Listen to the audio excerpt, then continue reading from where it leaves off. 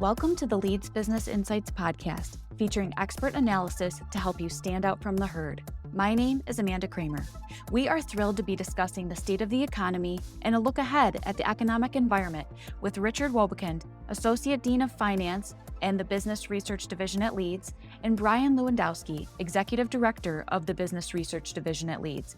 Welcome to Leeds Business Insights, Rich and Brian, and thank you so much for being here today. Our pleasure. Let's start with the question on everyone's mind. Do you think we are in a recession? And if not, might we go into a recession? We're often presented with this question if we were in a recession. And as we reflect on the first two quarters of 2022, we were looking at two consecutive quarters of negative GDP growth. And so I think a lot of people, by extension, say, well, then I guess we were in a recession. But when we take a look at the National Bureau of Economic Research, the organization that's really charged with calling or dating when a recession begins and ends, it's a little bit more nuanced than that. They do look at overall economic growth, which is embodied in gross domestic product, the value of goods and services that are produced in our economy. But they're also taking a look at factors like payroll employment, household employment, which includes sole proprietors. They look at real personal consumption, and they take a look at wholesale trade and retail trade and industrial production and capacity utilization. So there's a lot of complex factors that they're watching. And when we take a look at those individual components, almost all of those continued to increase in the first and second quarters of 2022. So peeling back the onion a little bit, when we take a look at first quarter GDP declines, it was really driven by a decrease in government spending, and it was also driven by a worsening trade deficit, where we saw imports outpace the rate of change in exports. But the two components that continued to grow in the first quarter were consumption and investment, which are really important components of our economy. Consumption represents about 70% of our economy. Investment is about 16% or 17%. So I think that's a pretty positive signal about the first quarter, showing that we were not broadly in a slowdown in this country. In the second quarter, we still saw an increase in consumption. We saw investment pull back, but seeing that the consumer continued to spend, that's a really important factor, showing that people were still out there in the marketplace and have the ability to increase purchases. So now really what we need to be thinking about is the future and what the fourth quarter of 2022 looks like and the first quarter of 2023. Are we really on the cusp of a slowdown or not? So the data for the third quarter, of course, we won't have in hand until into the fourth quarter, but it certainly looks like there's going to be positive GDP growth in the third quarter. We are going to be talking about potential recession in 2023, given the extreme movement of monetary policy, the high increase in interest rates. It is likely that we'll see a couple of quarters of negative growth or even employment loss, if you will, if you want to think of it in that context, in the first part of 2023 or the middle part of 2023. So we look at different things as sort of leading indicators in the economy. One of these series is actually called the Leading Economic Indicators series, produced by the Conference Board. And that particular series now has had 6 months in a row of a negative reading. We usually talk about that being a 6-month leading indicator, if you will. So right now, people are suggesting that is signaling at this point that 6 months out from now, we'll be in a recessionary environment. Again, we're not thinking severely recessionary, and we're going to talk about having a GDP growth rate over 1% for next year as a whole, but a couple of quarters, slightly negative growth and slow employment growth. I think on that, it'll take consumption slowing for us to really dip into a recession. And so what will cause consumption to fall? I think we're seeing some signals of this right now. We see that employment growth is still strong, but we're seeing inflation start to chip away at the ability to consume. So high inflation rates that are outpacing wage growth or income growth. Overall inflation is above 8%, but core inflation is above 6%. And we're seeing consumers dip into their savings or reduce their savings to maintain lifestyle. And that can only persist for so long before we actually see consumption start to fall. And maybe there's some indicators of that even in the trade deficit. If we're importing less right now, maybe that's an indication of decreased demand by the consumer, which is leading to the decrease in imports. I think that's going to be critical for us to enter a recession or not in the near term, is what happens with consumption. You took the words out of my mouth in terms of asking what might be some of the signs or indicators or what would need to happen for us to go into recession. So tell us more about what's going on with inflation and interest rates right now. Nationally and locally, we've seen the highest rate of inflation that we've seen in the last 40 years in this country. So it's concerning on many fronts, but I think one of the most concerning underlying components of the inflation rate is that it's very broad-based. It's not really driven by just one or two components within our economy. There's two ways that we take a look at it. We take a look at overall inflation and we take a look at core inflation.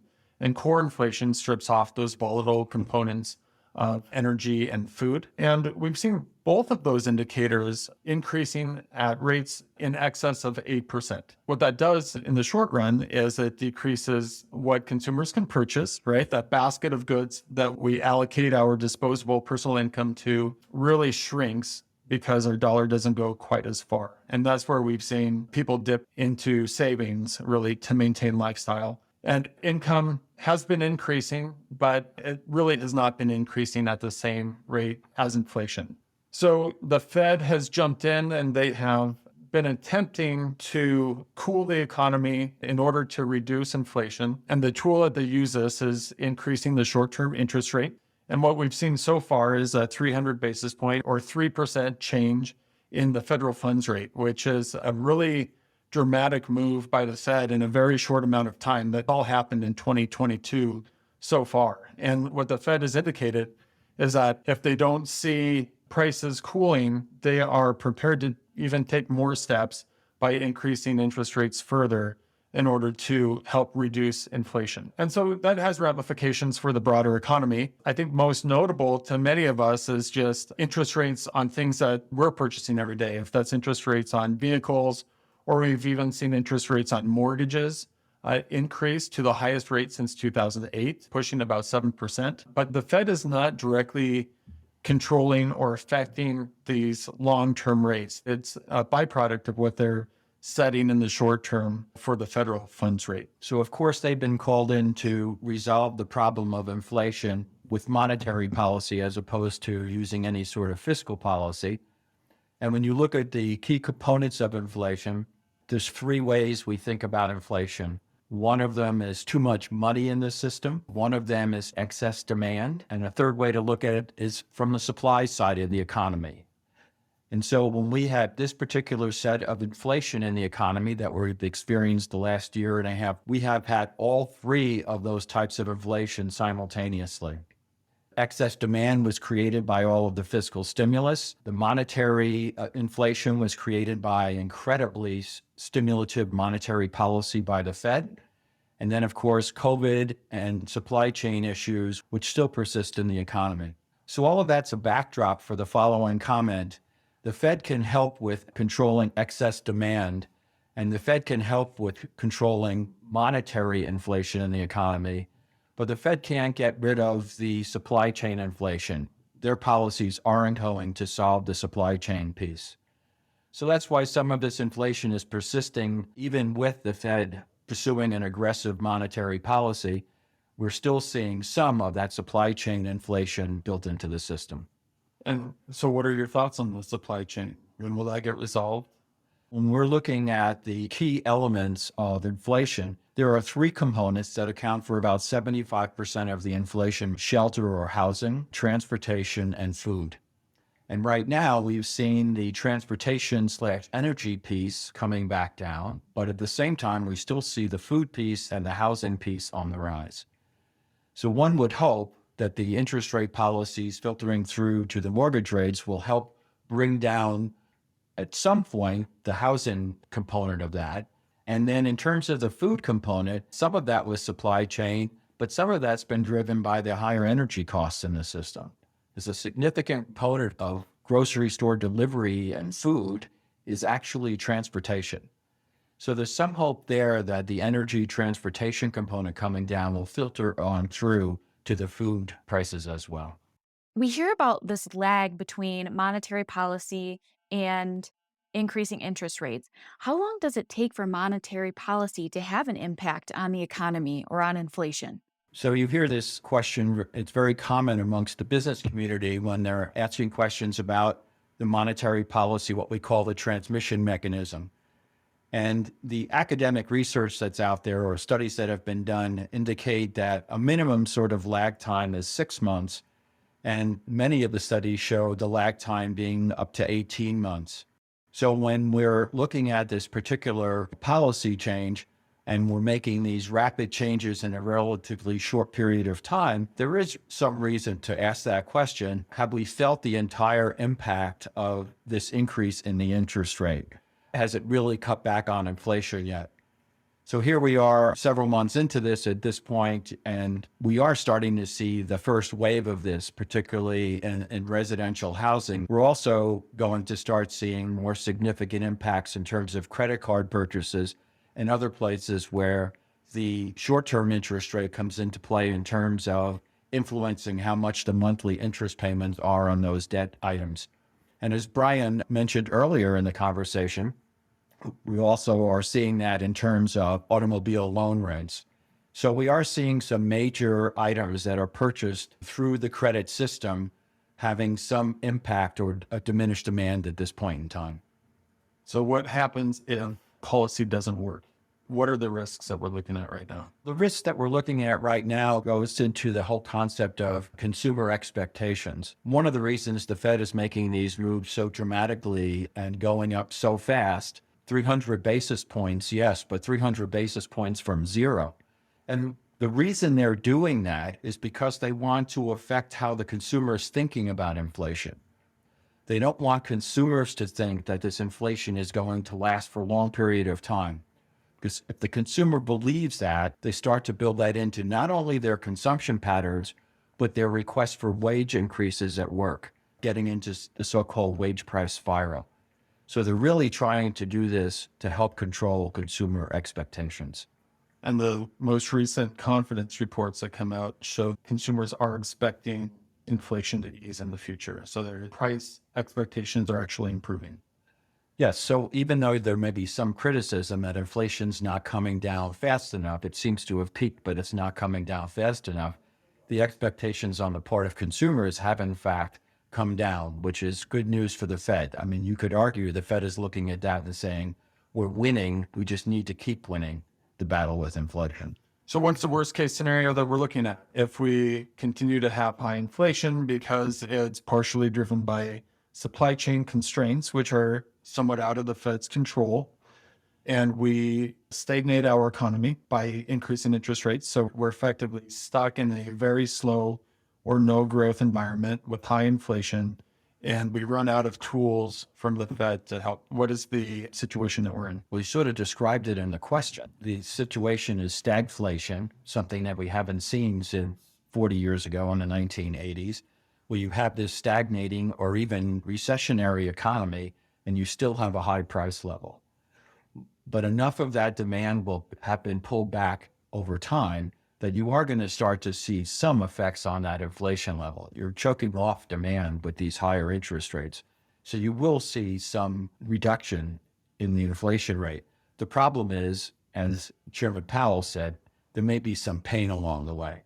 It's not going to be without some potential employment loss, and it's certainly some sectors of the economy suffering more than others. And that's a really interesting environment that we're in right now because we've had such strong job growth. If we take a look at a factor that's a signal of demand for workers, the JOLTS number, the job openings number, that's signaling that there's still extremely strong demand for workers. So it appears that the employment market isn't as much at risk as it has been in the past when we've been in situations like this, where we're perhaps on the cusp of a recession. We usually see slowing job growth, lower demand for workers at this point. Absolutely. So what is that reflecting, Brian? We think about that. It's really reflecting a different environment in terms of demographics. We don't have as many workers in the workforce. We don't have as many people coming to the U.S., immigrants to the U.S. Very slow birth rates in the country. So with the overall population growing so slowly, and with the aging of the population, the baby boomers and so on, there really is a scarcity in the workforce. And that scarcity in the workforce, that very tight labor market, is leading us to say, I'm going to be very careful before I lay somebody off from my business, because it's really hard to find somebody and when I need that person. And I think we're seeing that reflected right now in the weekly jobless claim numbers. They're very low. Employers are very reluctant to lay anybody off, even if they see their business slowing a little bit. Yeah. And perhaps if they are seeing some slowing sales or slowing demand, they're going to continue hiring a person that they've already started, because it's sort of like panic buying, right? It's panic hiring, making sure that you can get those workers while you can in this tight labor environment. We have businesses, particularly in Colorado, talking about labor shortages. Can you tell us a little bit more about what we're seeing in the Colorado labor market? Colorado's job growth has remained comparatively strong, and we have one of the best job recoveries in the U.S. We're in roughly the top 10 or top 15 for the job recovery from the pandemic recession. And even take a look year over year right now, we're in the top 12 for year over year job growth. We're performing comparatively well. The demand for workers is also strong in Colorado. We can take a look at the job openings number locally and see that there's plenty of demand for workers. But we suffer from some of the same constraints that every state is suffering from, and many businesses are suffering from, where there's a shortage of workers or a lack of supply of workers to fill all of these jobs. And Rich described it largely due to the demographics, where the number of people overall in the labor force increased and peaked in about the year 2000. And that was the baby boomers entering the workforce and then ultimately reaching retirement age starting in the early 2000s. That's when we saw labor force participation really crest. And that decrease was accelerated by the Great Recession, and then it rebounded a little bit, and then it really was depressed by the pandemic recession. So now we've seen some rebounding in labor force participation. Colorado is fortunate that we're one of the states where we have the highest labor force participation rates in the country. We're actually second highest right now in the percentage of our adult working age population. So we do have a comparative advantage there, but we have a lot of people who work more than one job. And what we saw nationally is these people who had a tendency to hold more than one job. In the data, they're called multi-job holders. We saw a sharp reduction in the number of people who are multi-job holders. Still today, there's about a deficit of 700,000 or so people nationally who used to hold more than one job and no longer do.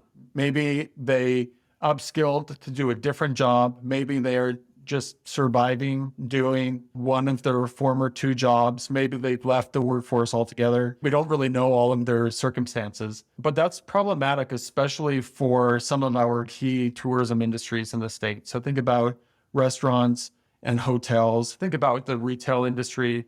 Many of these industries are ones where maybe you have somebody working at a ski resort during the day and working at a restaurant in the evening. Having fewer of these people holding more than one job really creates extra pressure on those industries. So effectively, we need twice as many people to cover the same number of jobs that we had before. I don't know that we'll actually get back to where we were in terms of multi-job holders unless there's enough sort of economic pressure because of rising interest rates or rising inflation that puts pressure on consumers, where there's actually a burden or a need for people to re-enter the workforce or take on a second job just to make ends meet.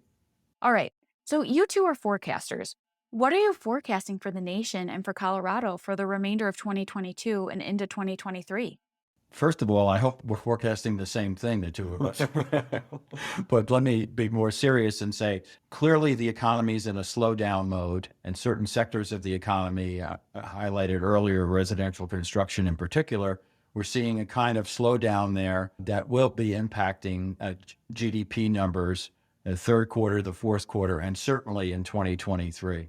So our overall GDP number for 2022, 1.5% or so by the end of the year, but 2023 probably going to be even lower than that with a couple of quarters of recession mixed in there.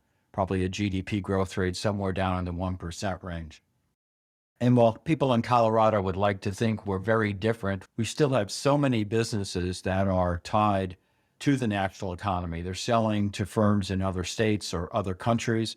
And even industries like tourism, we rely on people coming from other parts of the country to be tourists in Colorado. So when we look at these different pieces, as the nation goes, so goes Colorado to some extent. So the forecast for this year is significant job growth. Well, at the end of the year, we're looking for perhaps 112,000 jobs to have been added in 2022. A very strong year, and lots of the sectors getting back to pre-pandemic levels. Not everyone, but many of them. Over 3% job growth rate. But next year, it slows quite a bit. And we're anticipating a decline to about 58,000 new jobs in 2023. So that's about half the growth rate of 2022 in terms of employment. Still very solid, positive, about half the rate and about half the number of jobs. We're anticipating a slower environment, but not particularly a negative environment. A GDP recession at the national level that just slows growth down for the year overall, and then a bounce back a little bit further on out. And again, a lot of this is being triggered by the Fed's attempts to control inflation with these higher interest rates. And we're not suggesting they're not needed. You really don't want inflation to become permanent in the system, and you don't want expectations to get entrenched around inflation. So the Fed policy has a lot of logic to it, but it does ultimately create some pain. And Brian, anything else to add there before we go into what are you keeping your eyes on moving forward? I think it's interesting to reflect on what we were thinking last fall when we were doing our forecast, because we had underestimated the number of jobs that would be added in the Colorado economy in 2022. So our thinking at the time was that we had a supply constraint for workers, which I still think we do, but Colorado surprised us in the number of people who re-entered the labor force. So that's what helped us really achieve the 100,000+ jobs that we've been able to grow in the state in 2022. The calculus changes a little bit in 2023, where it becomes less of a supply constraint and more of a decrease in demand for workers because of the slowing of the economy. So I think that slower growth will be driven by a slower growing economy and less of these other structural impacts that we have. Thank you for that. And what are you two keeping your eyes on going forward?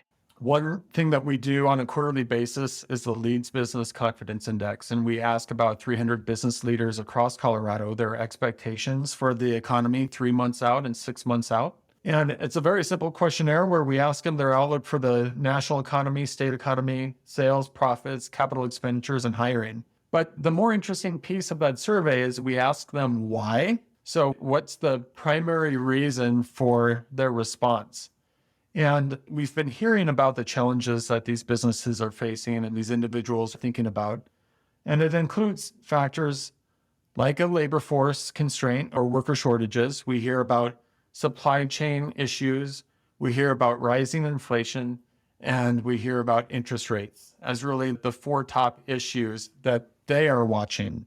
And then there's a long tail of other issues that they mention, including things like the war between Russia and Ukraine and how that can spill over into Europe, and the election cycle and how there's uncertainty in the economy because of these things. But we're really watching these 4 main issues that I mentioned a moment ago. And I think those will be good indicators for what to expect in 2023. So I'm looking at some other things that are maybe broader and starting sort of at the national level. How effective is this monetary policy in getting the inflation rate to come down? Because the faster they can get the inflation rate to come down, the sooner they're going to be able to back off of continued interest rate increases.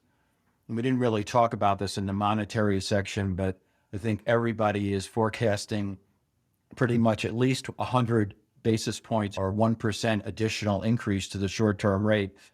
And even the Fed in their releases where they show something called the dot plot of what they're estimating, that's close to 4.5% of what they're thinking interest rates are going to be.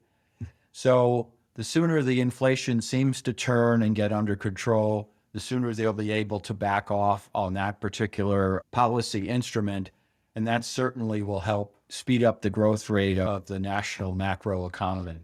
I guess my optimism there still hinges around energy prices falling and how that filters through the economy to food, but also to manufacturing and other areas as well.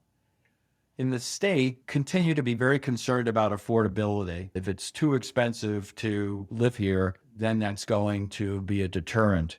And Brian already highlighted this in his comments. We think it's already is a deterrent to lower income workers. It's become less desirable for the lower wage industries already. And even for things like government employees and so on, we have so many local government employee positions open at this particular point in time nationally, but especially in Colorado. So that's a concern area. And then a bigger, broader one is climate/water specifically. And Colorado is a state that's very dependent on agriculture, is very dependent on water. A lot of our economic growth has been very dependent on water. And certainly our ski industry and outdoor experiences, river rafting and fishing and all of those things are very dependent on water. And so when we look at the potential for drought, that gives an element of fear to many different sectors of the Colorado economies. It's certainly something we pay a lot of attention to in terms of its impact. Every episode, we have an LB idea or a key takeaway.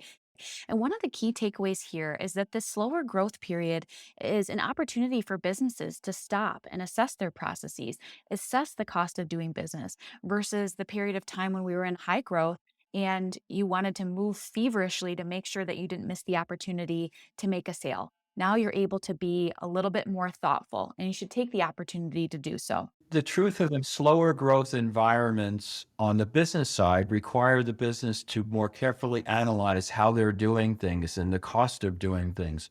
When you're in a very high growth environment, you're concerned with making sure the order gets out the door or it gets fulfilled, and you really don't want to miss the opportunity to make the sale.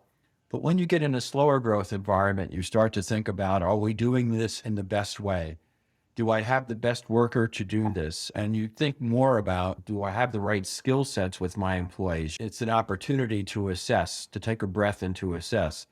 And there have been many businesses. We have a lot of high growth ventures in the state of Colorado right now, and they're going at breakneck speed, and there have been, and a little bit slower growth might not be the worst thing in that scenario. And go ahead, Brian. Colorado has a pretty strong entrepreneurship and innovation ecosystem. We've had a lot of startup companies come out of the state. This is known to be a place now to start businesses, sort of away from the coast. We've seen venture capital follow this activity. And I think one of those risks in a higher interest rate and slower growth environment is that we see some of that funding dry up or at least get smaller. So it can hurt this innovation ecosystem that we've been organically developing in the state. Thank you so much, Rich and Brian, for being here with us today. It's always great to hear from you. It was our pleasure. Thank you very much. Yeah, thank you. Thank you again for listening to Leeds Business Insights. Don't miss a single episode. Subscribe to Leeds Business Insights wherever you get your podcasts. You can also find more information about our podcast series at leeds.ly/LBI podcast.